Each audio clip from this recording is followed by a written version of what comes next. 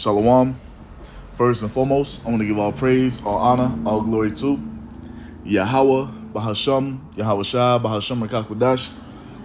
Double honors to the apostles and elders of Great Millstone for teaching me this truth according to the Bible, through the spirit and power of Yahweh, Bahasham, Yahweh Shai, and a sincere peace and salutation to all you hopefully let Akim out there pushing his word in all truth and sincerity, doing the work as Yahweh, Bahasham, Yahweh Shai has created us to do, so he can wake up and seal the elect of the nation of Israel, which consists of you so-called blacks, Hispanics, and Native Americans, and you Israelites who are scattered amongst the heathen nations that may look like the heathen nations, but your father's seed line goes back to you being a so-called black, Hispanic, and Native American.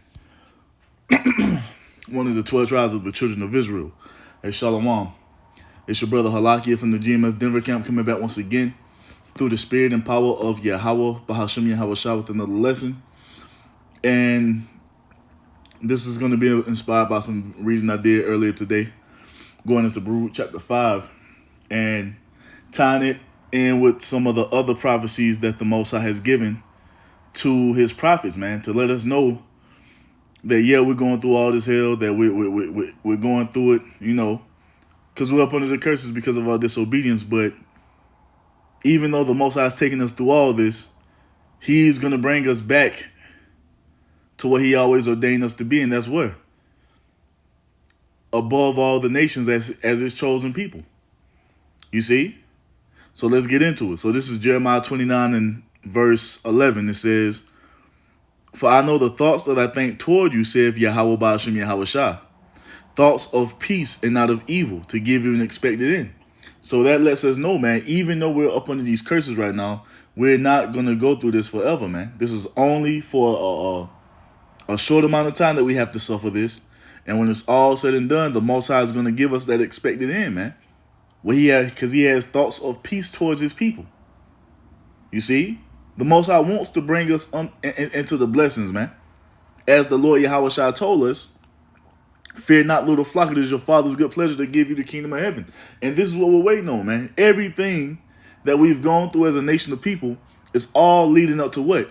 Yahweh Shai coming to save the elect of Israel so we can establish the kingdom of heaven in the earth, man. You see? So the ways of righteousness can flourish forevermore. So our power, Yahweh, can be worshipped forevermore. You see, as the only God. You see? So what does that let us know? That we're not going to be in this condition forever, man. You see? We're not going to be in it. Now let's continue to read one moment. Let me get this lit one. It's instant lit, man. So it goes on to say what? Verse 12. "Then shall ye call upon me, and ye shall go and pray unto me, and I will hearken unto you." And this is happening, man. Our prayers are being heard, man. We're praying every day. We're saying the Lord's Prayer every day. We're putting up the curses on this place every day. And what do we see happening? We see the prophecies coming to pass. We see the signs of the times coming to pass, man. We're seeing, we're seeing chariots in the heavens. We done had angels come up to the camp. We didn't experience all these things, man. It's because of what? The Most High is hearing us because we're seeking after him. You see? Our faith is growing more and more every day. We're longing for the kingdom of heaven more and more every day, man. To where we go through bouts of depression because we're tired of being in this place, because we want the will of the Most High to be done. You see? He's hearkening up to us, man. We're praying for the kingdom of heaven to come to pass. And what do we see happening in the earth? Everything the Most High said will happen. Prophecy coming to pass. This man coming out having great wrath. This all must happen before we can go into the kingdom. You see? All because the elect is longing for the will of the Most High to be done. And we're doing it all in faith, man. Knowing that it will happen. Now, as you go on to say, it says what? Verse 13. "And ye shall seek me and find me when ye shall search for me with all your heart. And I will be found of you, saith Yahweh Ba'ashem Yahweh Shah, and will turn away your captivity." Meaning what? He's coming to save us. And this is what the Most High has been telling us ever since he prophesied through Moses. Deuteronomy 30, man, he told us that we were going to go through we were going to go through the blessings and the curses, you see? And we was going to call all these things to mind in the land of our captivities. Then he would come and gather us, man.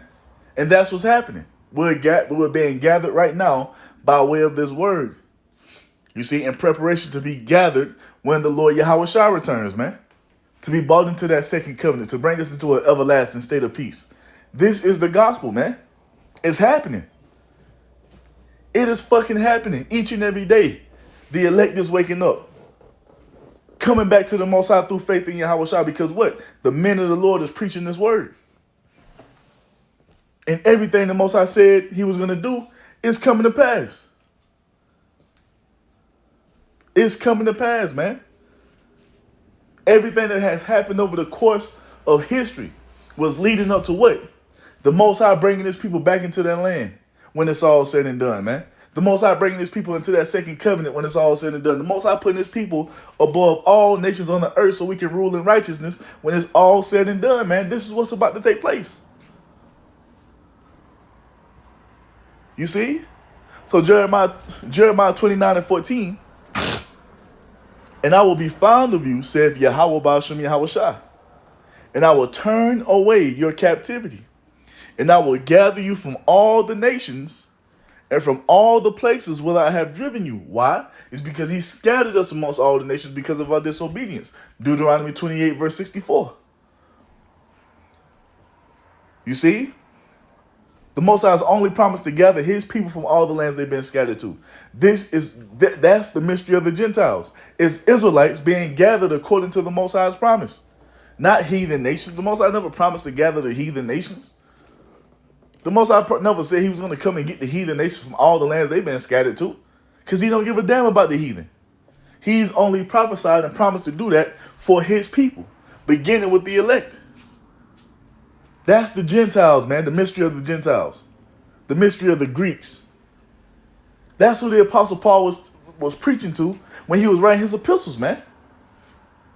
Letting the remnant of our people know that the Most High was going to fulfill that promise that he made unto us so long ago. A promise that we're reading right here in Jeremiah 29. A promise that we can go read in Isaiah 11. A promise that we can go read in Deuteronomy 30. A promise we can go read about in Ezekiel 36. And it's all throughout the scriptures, man.